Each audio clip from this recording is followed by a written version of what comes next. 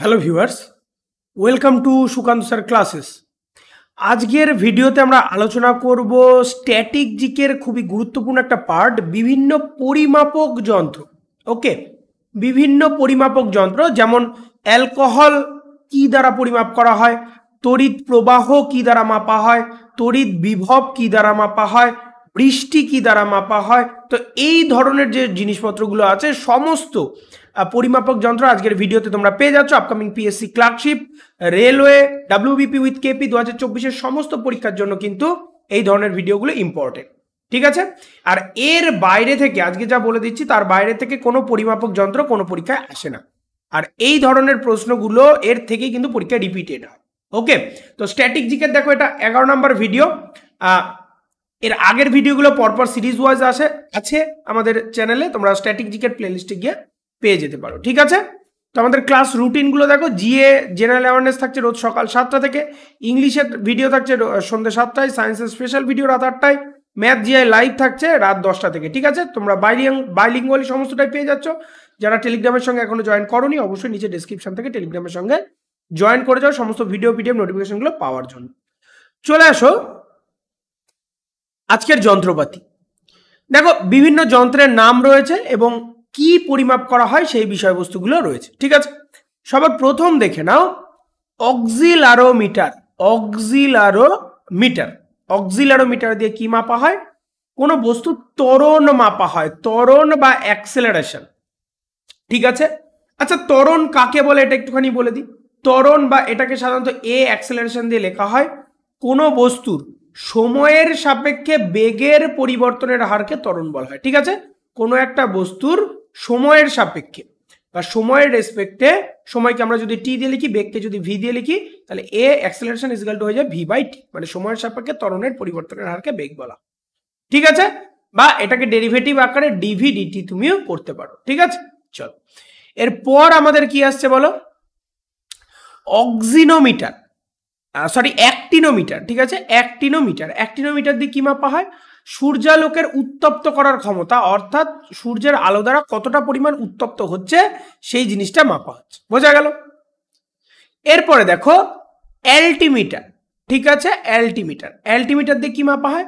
সমুদ্র পৃষ্ঠ থেকে উচ্চতা। অ্যালটিমিটার বা বাংলা আমাদের অল্টিমিটারও বলা হয়। অল্টিমিটার দিয়ে কি মাপা হয়? অল্টিটিউড মাপা হয়, আর কিছু না। অল্টিটিউড মানে সমুদ্র পৃষ্ঠ থেকে উচ্চতা। সমুদ্র পৃষ্ঠ থেকে ধরো আমরা বলি হিমালয়ের উচ্চতা 8848 মিটার, তাই না? 8848 মিটার।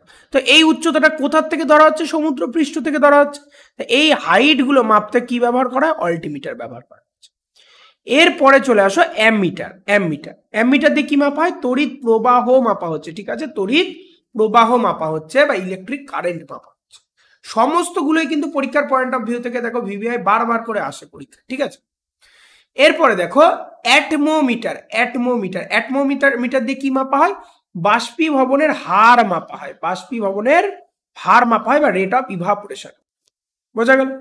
অডিওমিটার দিয়ে, এটা তুমি বুঝতেই পারছো অডিও কথাটা শুনে, অডিওমিটার দিয়ে মাপা হয় হচ্ছে শ্রাব্যতা বা হেয়ারিং। ওকে, কতটা শোনা যাচ্ছে।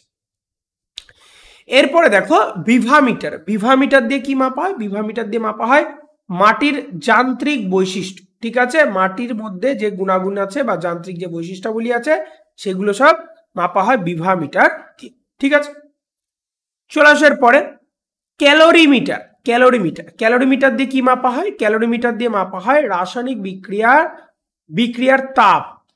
ঠিক আছে, বিক্রিয়ার তাপকে আমরা ক্যালোরিমিটার দিয়ে মাপি।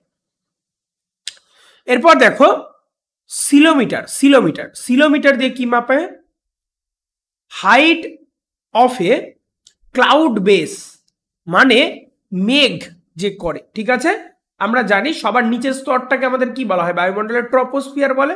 তারপরের মণ্ডলটাকে কি বলা হয়? স্ট্র্যাটোস্ফিয়ার বলে বা শান্ত মণ্ডল এরকম বলা হয়। এটাকে বলা হয় ক্ষুব্ধ মণ্ডল, তাই তো? ক্ষুব্ধ মণ্ডল বা troposphere.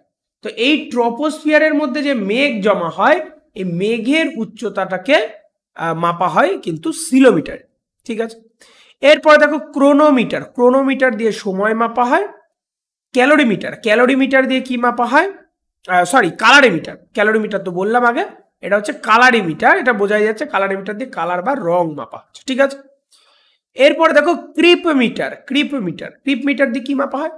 Slow surface displacement of an active geologic fault in the earth, মানে পৃথিবীর পৃষ্ঠে বা পৃথিবীতে খুব স্বল্প পরিমাণে যে ধরো পাত সঞ্চালন হচ্ছে, আমরা জানি পাত সঞ্চালন হয়, একটা প্লেটের উপর একটা প্লেট উঠে গেলে পাহাড়ের সৃষ্টি হয়, বা হচ্ছে গিয়ে তোমার ভূমিকম্প তৈরি হতে পারে ধাক্কা খেলে। তো এর যে খুব সূক্ষ্মভাবে সরে যাচ্ছে বা খুব ধীর গতিতে চলছে, ঠিক আছে, এগুলোকেই মাপা হয় ক্রিপোমিটার। বোঝা গেল? এরপরে দেখো ডিক্লাইনোমিটার বা ডিক্লিনোমিটার। এটা দিয়ে কি মাপা হয়?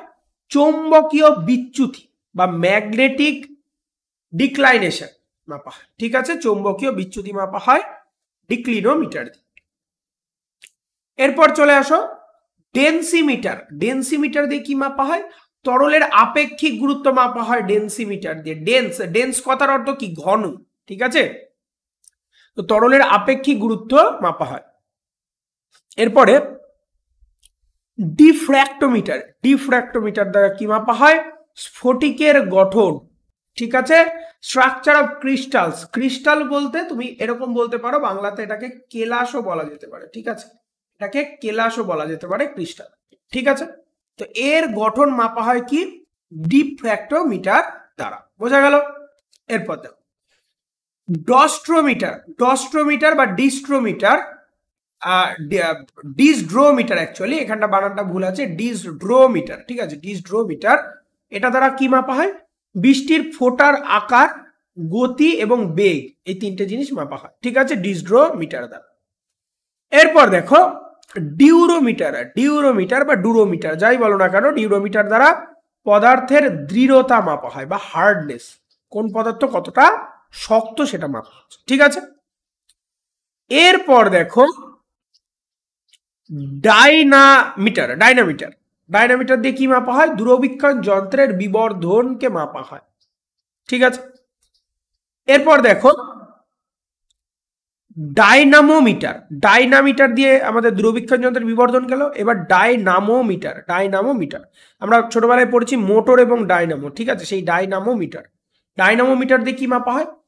বল বা বক্রপথে ধাবমান কোনো বস্তুর টর্ককে মাপা হয়, টর্ককে মাপা হয়।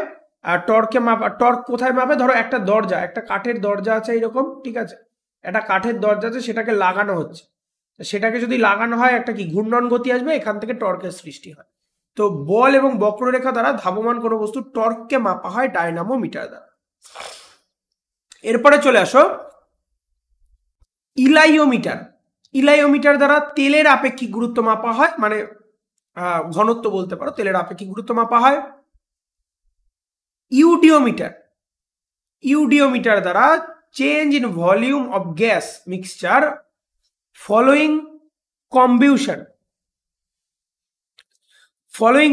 কম্বিউশন, অর্থাৎ কোনো প্রক্রিয়াতে আমাদের যে ভলিউমের চেঞ্জ হয় অফ গ্যাস মিক্সচার, কোনো গ্যাসের যে আয়তনের পরিবর্তন হয় কোনো বিক্রিয়ার সময়, ঠিক আছে, সেই সবগুলোকে মাপা হয় ইউডিওমিটার। এরপরে দেখো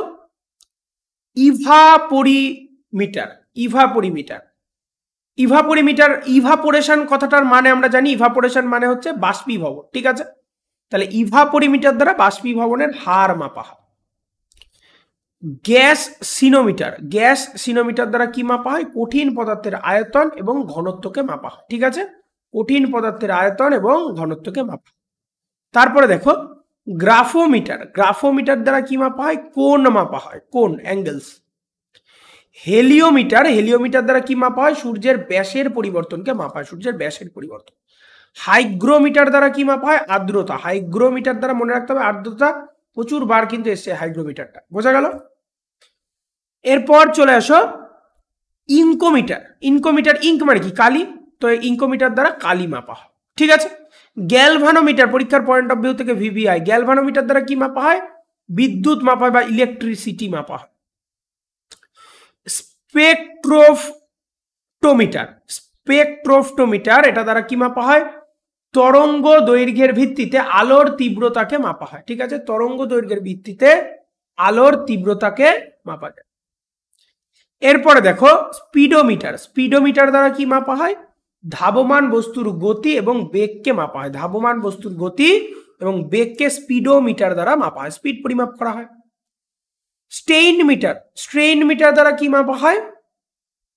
সিসমিক স্ট্রেন, ঠিক আছে, সিসমিক স্ট্রেনকে মাপা হয় স্ট্রেইন মিটার দ্বারা।